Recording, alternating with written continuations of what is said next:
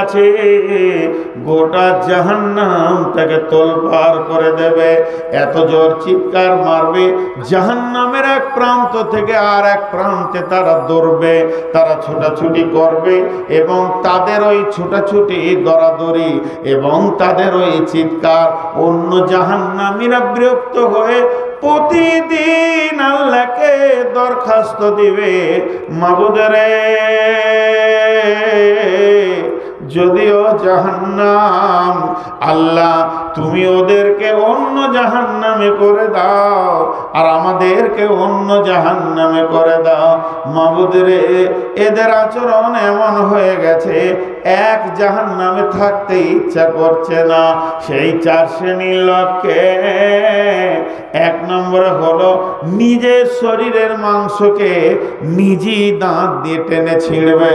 এই লোকটিকে পৃথিবীর বুকে গীবত করেছে, পরনিন্দা পরচর্চা করেছে, সব সময় মানুষের পেছনে কথা বলে বলে মানুষকে কষ্ট দিয়েছে। 2 নম্বরে হলো মুখ দিয়ে ঝর্ণার মতো রক্ত পুঁজের বন্যা বইবে আর এত দুর্গন্ধ হবে অন্য জাহান্নামীরা ওখানে থাকতে চাইবে না। এই লোকটিকে পৃথিবীতে খিস্তি করে গালিগালাজ করেছে, একে অপরকে গাল দিয়েছে, নোংরা নোংরা ভাষা বলেছে, খিস্তি করেছে। 3 নম্বর হলো ওই লোকটি পেটের ভিতরে নারী ভুঁড়ি কলিজা ফ্যাপসা কিছুই থাকবে না, সব যেন বেরিয়ে যাবে, জাহান্নামের ভিতরে ওগুলোকে টেনে নিয়ে বেড়াবে আর গাধার মতো চিৎকার করবে। লোকটিকে পৃথিবীতে মাল মেরেছে, গাড়ি মেরেছে, লোকের জমি জায়গা দাবিয়ে নিয়েছে, বিপিএল এপিএল এর মালকে মেরেছে, সরকারের বরাদ্দ মাল মেরেছে, আর আপনার কিনা রেশনের মাল মেরেছে। যেদিক থেকেই মাল মার হোক না কেন, তার পেটের ভিতরে নারী ভরে থাকবে না। 4 নম্বর হলো আগুনের সন্দুকের ভিতরে থাকবে, তাকে তালা মেরে দেয়া হবে, আগুনের বিছানা তাকে জড়িয়ে দিয়ে ভরে দেয়া হবে, আর ওই সন্দুকটা বাক্সটাকে নিয়ে গোটা ময়দান জাহান্নামকে তোলপাড় করবে। লোকটিকে পৃথিবীর বুকে ওই লোকটি সুদ নামে সুদের সঙ্গে জড়িত ছিল, সুদ খেয়েছে, সুদের কারবার করেছে, আল্লাহকে ওই আযাবের ভিতরে দিবি।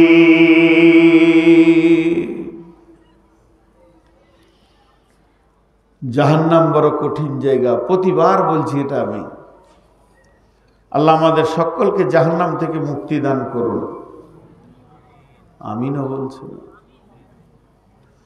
দোয়া দিলাম, দোয়া। আপনারা জাহান্নামী যত ভয় করছেন তার থেকে আমি বেশি করছি, আপনাদের থেকে বেশি জাহান্নাম আমার হবে, যত বলেছি তত করেছি কিনা। তাহলে আমাদের শ্রোতা বক্তা কমিটি সকলকে জাহান্নাম থেকে মুক্তি দান করুন। এর নাম জাহান্নাম। জাহান্নামে নির্দয় ফেরেশতা আছে, যারা কিছু বুঝে না আল্লাহর হুকুম ছাড়া, যাদের আর্তনাদ শোনার মতো কোনো ক্যাপাসিটিই নেই। জাহান্নামের কথা আর কি বলবো ভাইয়া। জাহান্নামের ভিতরে বিভিন্ন রকম অবস্থা আছে। জুব্বুল হুজ একটা জাহান্নামের নাম, আপনারা শুনে খুশি হয়ে যাবেন, ওখানে আলিমরা থাকবে। কিন্তু এটা দেখে আবার আপনি খুশি হয়ে যান না, আলিমরা অতি সত্তর জান্নাতে যাবে। একটা আলিম যত ছেলেকে পড়ায়, ও একবার বিসমিল্লাহ বলবে তো নেকি পাবে। ভাইরা আমার, জাহান্নামের অনেক কথা হলো, কিন্তু আল্লাহ ওই জাহান্নাম থেকে মানুষকে বের করে জান্নাতে দেবেন। আল্লাহ মেহেরবান, আল্লাহ মেহেরবান। কিয়ামতের মাঠেও আল্লাহ মাফ করবেন। একটা কথা আমি আমার ব্রেন থেকে বলছি, আলেম ওলামা বসে আছে, এটা আমার আইডিয়া মাত্র। কালকে জিজ্ঞেস করবেন না যে হাদিসের নাম্বার কত, হাদিস লই, কোনো হাদিসে নেই, কোনো তফসিরে নেই, বুখারী মুসলিম কিছুই লই। যে কটা দিন পৃথিবীতে বেঁচে থেকেছি, দু একটা হাদিসের কিতাব যদি হাতে ধরেছি, দু চারটা বায়ান যদি শুনেছি, কোরআনটা ধরে যদি 2 লাইন পড়েছি, যেটুকু জ্ঞান আমার হয়েছে সেই জ্ঞান থেকে 2 মিনিট একটা কথা বলছি। কিয়ামতের মাঠে আদালত 2টা হবে। কিয়ামতের মাঠে বিচারের আদালত 2টা হবে। একটা হচ্ছে হুকুকুল্লাহ, একটা হুকুকুল ইবাদ। হুকুকুল্লাহ, হুকুকুল ইবাদ, এটা আল্লাহর হক, একটা বান্দার হক। আল্লাহর হক যেটা হবে সেটা বান্দার সাথে কোনো সাথ নাই। তুমি নামাজ পড়েছো কিনা, রোজা রেখেছো কিনা বলো, আল্লাহ হিসাব নেবেন। তো আমার আইডিয়া এই হুকুকুল্লাহতে 100তে 98 জন লোক জান্নাত চলে যাবে। আল্লাহ এত বড় মেহেরবান, সেদিনও মাফ করবেন।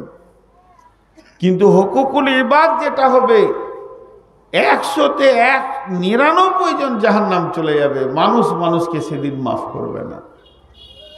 যদি পৃথিবীতে বেঁচে থাকাকালীন কাউকে অপমান করেছি, কারো গালে থাপ্পড় মেরেছি, কাউকে ধমকিয়েছি, কারো কলার ধরেছি, কারো 1 টাকা মেরে দিয়েছি, এই মওতের আগে তার কাছে মাপ চেয়ে নেন। তাছাড়া কিয়ামতের মাঠে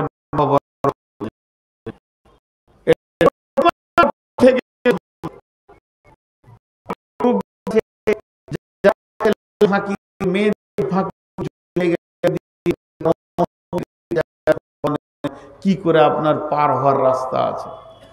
যে হুকুকুল ইবাদে মানুষ আটকে যাবে, প্রচুর আটকাবে। হুকুকুল্লাহ কেমন? আল্লাহ অনেককে মাফ করবেন। বন্ধুরা আমার, সহিহ বুখারীর হাদিস আছে, কঠিন কিয়ামতের দিনে আমার রব 2 জনকে ডাকবে, আব্দুর রহমান, আব্দুর রহিম, তোরা শোন। এবার ওরা 2 জন বলবে, চল, আল্লাহ আমাদেরকে ডেকেছেন, এখন আমাদের হিসাব শুরু হবে। এই বলে তারা আল্লাহর কাছে এসে পৌঁছাবে। যখন মাবুদের কাছে পৌঁছে বলবে, আল্লাহ আমরা 2 জন এসেছি। আল্লাহ এক কথায় বলবে, তোরা 2 জনই জাহান্নাম চলে যা, হিসাব নাই, কিছু নাই। এটা করেছো কি এটা করনি, নামাজ পড়েছো কি পড়নি, হজ করেছো কি করনি, যাকাত দিয়েছো কি দাওনি, কোনো কথা নাই, তোরা 2 জনই জাহান্নাম চলে যা।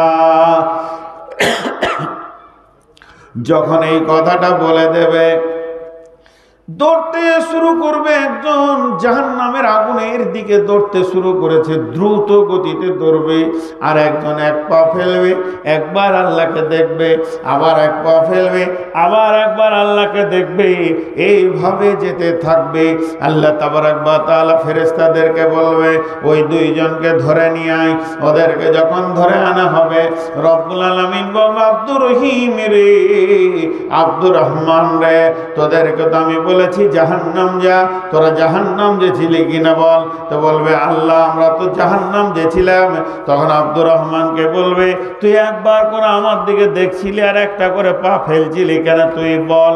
তখন আব্দুর রহমান বলবে, মাবুদ আমি আপনার দিকে দেখছিলাম এই জন্য যে আল্লাহ আমাকে যদি একবার ডেকে নিয়ে মাফ করে দেয়। বলে, এখনো কি তোর আমার প্রতি আশা ছিল? বলে, জি হ্যাঁ। লা তাকনাতু মির রাহমাতিল্লাহ, আল্লাহ আপনি তো কোরআনে বলেছেন, খবরদার আমার রহমত থেকে নিজেকে নৈরাশ করিস না, হতাশ হয়ে যাস না। তাই আমি আপনার দয়ার দিকে তাকিয়ে মনে মনে ভাবছিলাম কখন ডেকে আমাকে মাফ করে দেবে। বলবে, তুই দাঁড়া আব্দুর রহিম, তুই যে জাহান্নামের দিকে দ্রুত গতিতে দৌড়ছিলি তার কারণটা বল, জাহান্নাম কি ভালো জায়গা? আব্দুর রহিম বলবে, আল্লাহ না, জাহান্নাম কঠিন আগুনের জায়গা। বলে, তবে কেন তুই দ্রুত গতিতে যাচ্ছিলি? আব্দুর রহিম বলবে, আমি জাহান্নাম কেন যেছি এটা দেখার আমার প্রয়োজন নাই। আমি তো আপনার হুকুম কোনোদিন মানিনি, আমি আপনাকে না মেনে জিন্দেগি করেছি। মাবুদ রে, আজকে আমি মনে মনে ভেবে নিলাম যে আল্লাহ তো স্বয়ং একটা হুকুম করেছে জাহান্নাম যাওয়ার, তবে আমি কোথা যেছি আর না যেছি এটা দেখার দরকার নাই। আমি আল্লাহর হুকুমকে মানার জন্যে তাড়াতাড়ি করছিলাম, যাতে করে তোকে আমি আল্লাহর একটা হুকুমকে মেনে দেখাবো, আল্লাহর হুকুমে আমি জাহান্নাম যেছি। আমার রব বলবে, রে আব্দুর রহমান, রে আব্দুর রহিম, আমি তোদের দুইজনকেই ক্ষমা করে দিয়েছি। হাদিসের মধ্যে আছে, একটা লোক কিয়ামতের মাঠে গাধার মতো চিৎকার করবে, সারা হাসরবাসী শুনতে পাবে।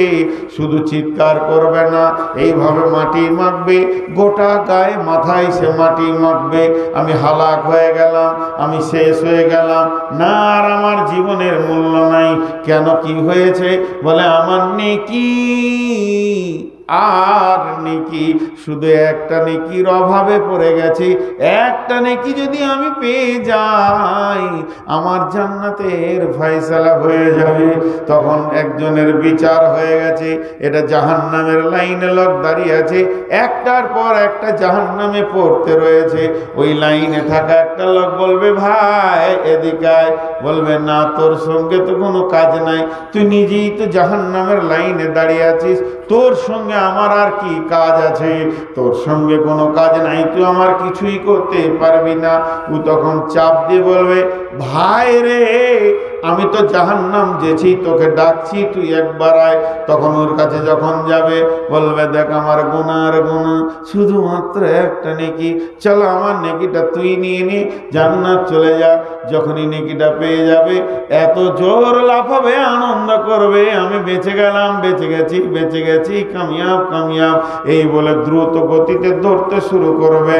তখন ওই আল্লাহকে বলবে, মাবুদ, আমি নেকি পেয়ে গেছি, যে নেকির কমতিটা আমার কাছে ছিল মাবুদের, ওই নেকিটা আমি পেয়ে গেছি, এখন আমি জান্নাতে দা ফয়সালা দাও। রব্বুল আলামিন বলবেন, গোলাম রে, আমার কাছে কি নেকির অভাব ছিল নাকি? আমি কি তোকে একটা দিয়ে জান্নাতে দিতে পারতাম না? আজকের কঠিন দিনে যে দান করেছে, ওই লোকটাকে তুই একবার ধরে নিয়ে আয়, দেখবো তাকে। আল্লাহ সবই জানেন, সবই বুঝেন, একে বলবে, যা ধরে নিয়ে আয়। তখন দেখবে এবার জাহান্নামের মুখের কাছে পৌঁছে গেছে। ওয়ানুফিকা ফিস-সূরি ফাসাইকা মান ফিস-সামাওয়াতি ওয়া মান ফিল আরদি। আমার একটা ফেরেশতা রয়েছে, যার নাম হচ্ছে ইসরাফিল। ইসরাফিল যখন সুর ফুঁকে দেবে, আসমান জমিন, সৌরজগৎ, ভূত জগৎ, আর যা রয়েছে, যা কিছু আমরা মাথার উপরে দেখছি, সমস্ত গ্রহগুলো নিচে পড়ে যাবে। পৃথিবীটা জালজালা শুরু হবে, কাঁপাকাঁপি শুরু হয়ে যাবে, ভূমিকম্প হবে। সমস্ত জমিন, তার পেটের ভিতরে যা আছে, লোকানো সোনা দানা, চাঁদি রূপা, যা কিছু আছে, কয়লা আছে, আলকাতরা আছে, সব উপরে তুলে দেবে। এই অবস্থা যখন শুরু হয়ে যাবে, চলতে চলতে পৃথিবী ভেঙে চুরমার হয়ে গাছপালা, নদী নালা, পুকুর বাগান, যা কিছু রয়েছে কিছুই থাকবে না। একটা প্রাণীও বেঁচে থাকবে না। গোটা পৃথিবীটা একটা গোল রুটির খোলার মতো হয়ে যাবে। সেই বুখারীর হাদিস, মা বোনেরা, যে রুটির খোলাটা আগুনের ওপরে রেখে দিয়ে যাতে রুটিকে সেকে, এর ভিতরে যেমন অট্টালিকা নাই, বাড়ি ঘর নাই, পুকুর বাগান নাই, কোনো কিছু নাই, গোটা পৃথিবীটা একটা রুটির খোলার মতো হয়ে যাবে। আল্লাহ বলছেন, ইল্লা মান শাআল্লাহ সুম্মা নুফিকা ফীহি উখরা ফাইযা হুম কিয়ামুন ইয়ানজুরুন। যখন ইসরাফিল দ্বিতীয় সূর ফুঁকবে, তখন মানুষ কবর থেকে উঠবে আর দেখবে।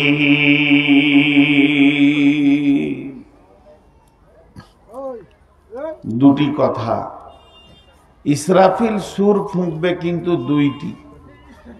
টোটাল 2টি সুর ফুঁকবে, হাদিসে আছে 3টি, তবে 2টি কি বেশি গ্রহণযোগ্য। প্রথম সুরে পৃথিবীটা ফুল ধ্বংস, একদম একটা পিপুলিকা বেঁচে থাকবে না। কোরআন বলেছেন কুল্লু মান আলাইহা ফান ওয়া ইয়াবকা ওয়াজহু রাব্বিকা যুল জালালি ওয়াল ইকরাম। সব ধ্বংস হয়ে যাবে, শুধু আল্লাহ থাকবেন।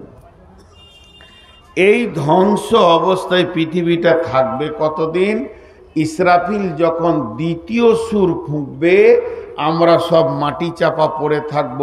সেই মাটি চাপা থেকে সব এবার পতঙ্গের মতো, বাদল হলে, মেঘ বাদলানি হলে, পিপুলিকার পর হলে যেমন ফুরফুর করে গর্ত থেকে বের হয়, ওইভাবে মানুষ উঠবে। কিন্তু প্রথম সুরে ধ্বংস হয়ে দ্বিতীয় সুরে উঠবে। তাহলে প্রথম সুর থেকে দ্বিতীয় সুর পর্যন্ত মধ্যখানে সময়কাল কত থাকবে? 40 বছর থাকবে। কত বছর বললাম? 40 বছর পৃথিবীটা জিরো অবস্থায় থাকবে। সূর্য থাকবে না, চাঁদ থাকবে না, নদী নালা থাকবে না, হাওয়া বইবে না, অক্সিজেন থাকবে না, কার্বন ডাই অক্সাইড থাকবে না, কিচ্ছু থাকবে না।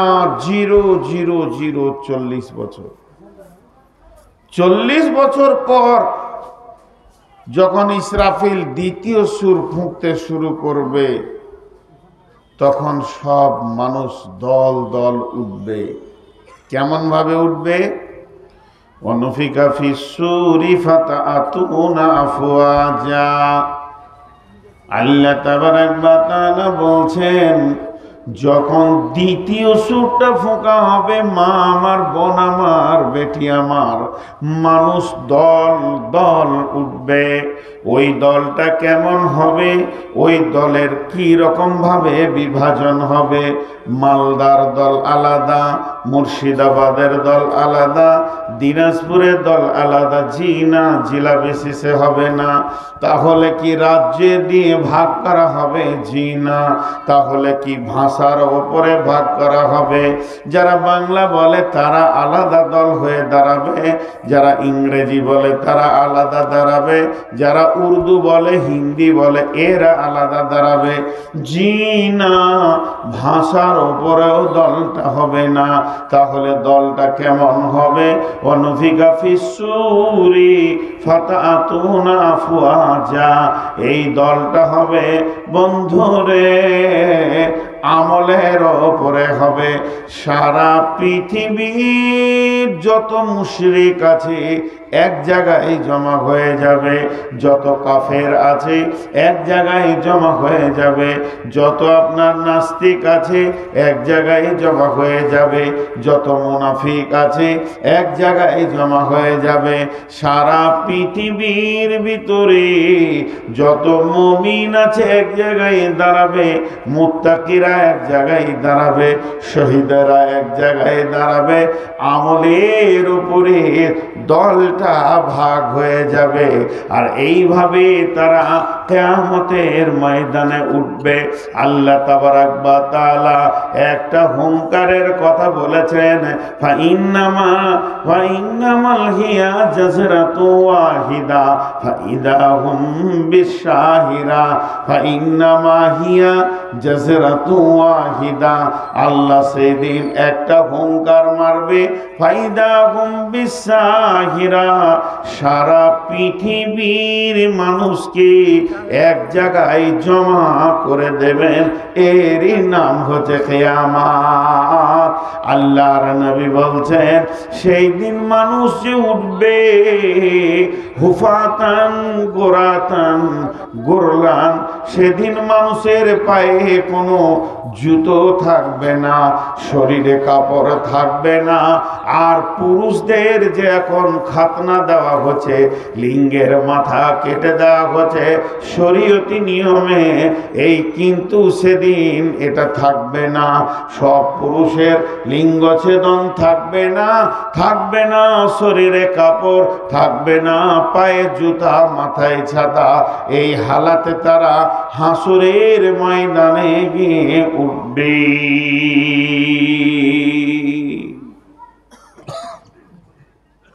এই হালাতে তাদের কিয়ামত শুরু হবে। বেশ কিছু লোক উঠল, এরা কোন মাইন্ডের লোক? 10 মিনিট বক্তব্য হয়নি উঠেছে, ফালতু এসে বসেছিল আর কি, জুত লাগলো না, জিলাপি মনে পড়লো, উঠে। ধ্যান দিয়ে শোনেন, আমি নিজের বক্তব্য নিজে বলছি না, আল্লাহর কসম, বক্তব্য আমার নয়, আমি যার গোলাম বক্তব্য তার। যত ভিতরে যাবে কথাগুলো অত মজবুত কথা আসবে। একটু মনোযোগ, বছরের আজকে শেষ জালসা আমার, অতএব হৃদয় ভরা কিছু কথা আপনাদের সামনে আসবে। কিয়ামতের মাঠে উঠবে, একটু আনন্দ দিব মাঝে, শুধু দুঃখ বেদনা শোনালে হবে না।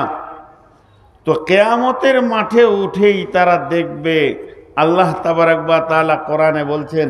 আর বিশ্বনবী যখন বললেন যে তারা বস্ত্রহীন আর মেয়েরা বস্ত্রহীনা, শরীরে কোনো কাপড় থাকবে না, কিয়ামতের মাঠে উঠবে।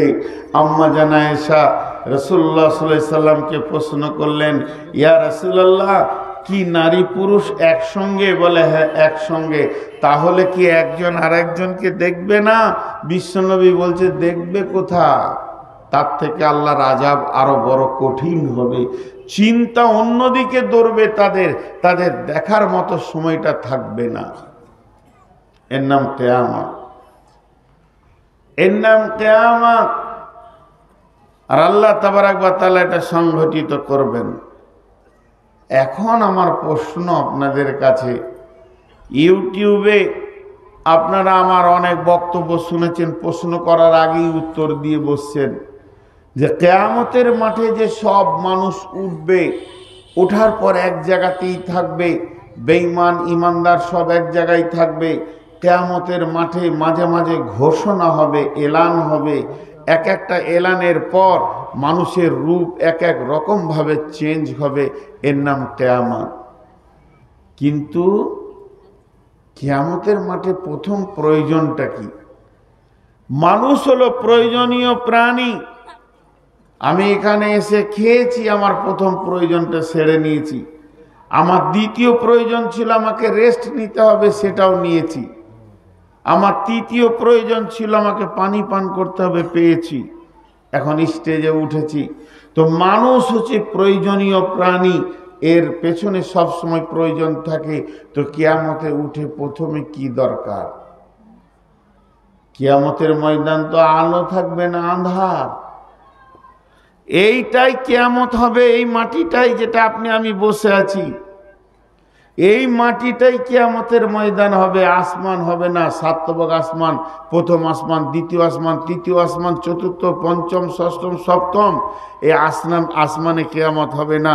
আর 7 তবক জমিনের নিচেও কিয়ামত হবে না। কিয়ামত হবে যে মাটিতে আমরা বসে রয়েছি, এইটাই কিয়ামতের ময়দান হবে। এটাকে আল্লাহ বানিয়ে নেবেন।